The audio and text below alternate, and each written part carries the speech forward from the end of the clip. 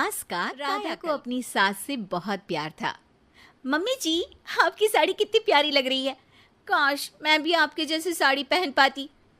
अरे बेटा, हमारे जमाने में तो साड़ी ही चलती थी। तू क्या करेगी साड़ी पहनकर? दिन भर भागा दौड़ी करती है। साड़ी कंफर्टेबल नहीं फील कराएगी। तू तो ऐसे ही जचती है बेटा। राधा सास को लेकर घूमने जाती, सैर करती और उनसे खूब बातें किया करती थी। एक दिन, अरे राधा और माँ सुनो, अब हम लोगों को बम्बई चलना पड़ेगा। मेरी नई नौकरी वहीं लगी है। अरे वाह माँ, कितना मजा आएगा ना। अरे नहीं नहीं, मैं नहीं जाऊंगी। बड़ा शहर, बड़े लोग, मेरा दिल नहीं लगेगा। अरे माँ, मैं हूं ना आपके साथ। और सारा परिवार बड़े शहर में शिफ्ट हो जाता है। एक दिन, राधा, तू भी अब नौकरी में जाने लगी है। मैं तो बोर हो जाती हूँ।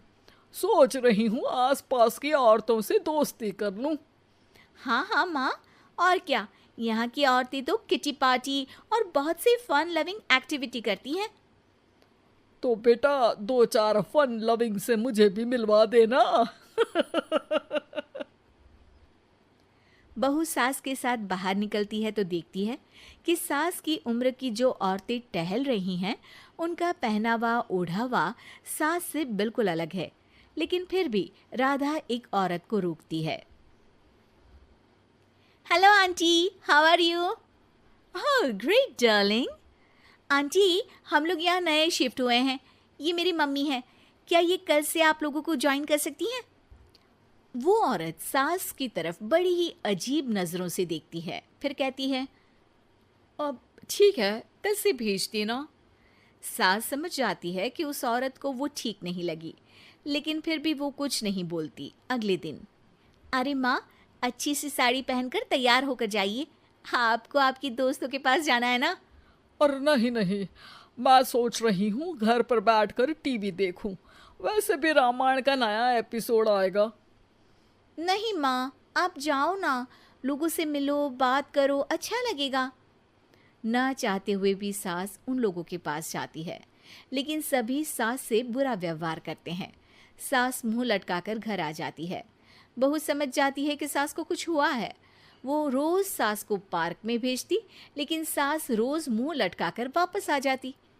क्या हुआ माँ, आप बाहर जाकर खुश नहीं होती हैं? अरे बेटा, खुश तो हूँ लेकिन लेकिन क्या माँ, आपको तो लोगों से मिलना, बातें करना अच्छा लगता था। मैं देख रही हूँ कि आजकल आप बाहर से आती हैं तो परेशान सी दिखती हैं। सास कुछ नहीं कहती, अपने कमरे में चली जाती है। अगले दिन राधा चुपके से सास के पीछे पार्क में जाती है।